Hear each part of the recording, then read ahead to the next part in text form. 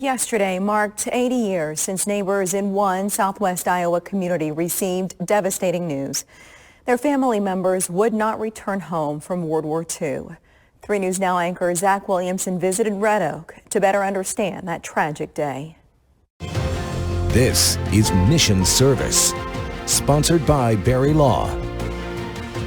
Red Oak resident Lynn Adams has 91 years of stories to tell. Everything's got an interesting story. Got time to hear it? He's been able to tell those stories at the restored Burlington Northern Depot. Amtrak always goes by twice a day, but it's 3 hours late, each time. Red Oak's train depot, originally built in 1903, hasn't been operating as one for quite some time.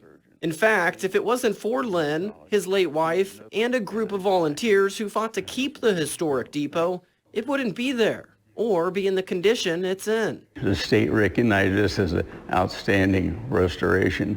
Part of that restoration has been turning it into a World War II museum. When it comes to military service, Red Oak has always answered the call, fighting for their country in every engagement since the Civil War. Lynn served in the Korean War and grew up during World War II. Pearl Harbor was 10 days before my 10th birthday, so I remember. He remembers what it was like in the community. Constant scrap drives for guns and weapons, and mandatory blackouts every night over the fear of a German air raid.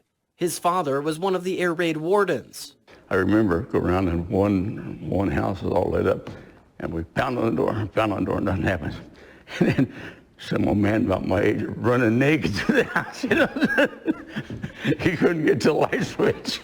They were actually safe, but their family members, serving in the 168th Regiment, known as Iowa's finest, fighting in North Africa in February of 1943, were not.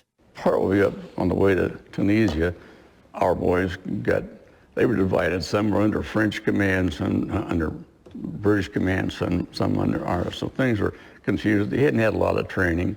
They didn't have a lot of equipment. They were overwhelmed and ambushed. Villisca, Iowa's Company F, led by Commander Robert Moore, were able to find a way out during the night.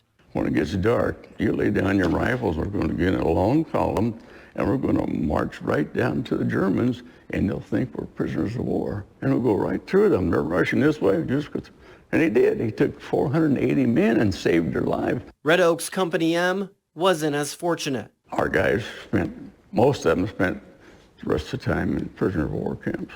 In March, the news that Red Oak natives were missing in action began to arrive. When the telegrams, they started to say that we got some telegrams, some news about your boys.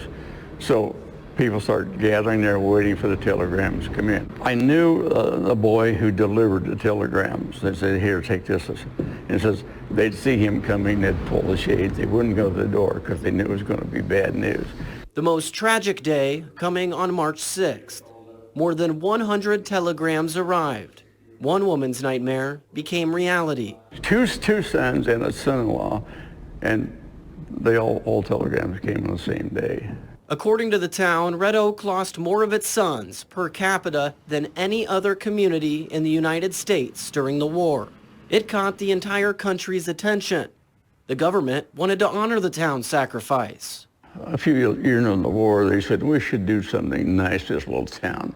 So we're going to name a victory ship, Red Oak Victory. The Red Oak Victory was commissioned in 1944 as a U.S. Navy vessel, serving as an auxiliary cargo ship for nearly 25 years. It now resides as a museum in Richmond, California, the home of the Kaiser Shipyard, where it and 746 other ships were built. The only ship made in Kaiser Shipyard that's still afloat is the Red Oak Victory.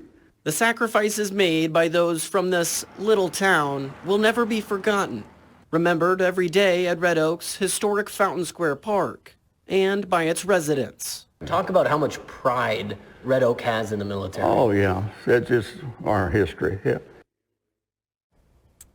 Awesome piece, Zach. Learn more about that history by visiting the restored Burlington Northern Depot and World War II Museum. A link will be with this story at 3newsnow.com. And if there's a person or topic you think we should highlight for Mission Service, tell us. Email mission.service@3newsnow.com.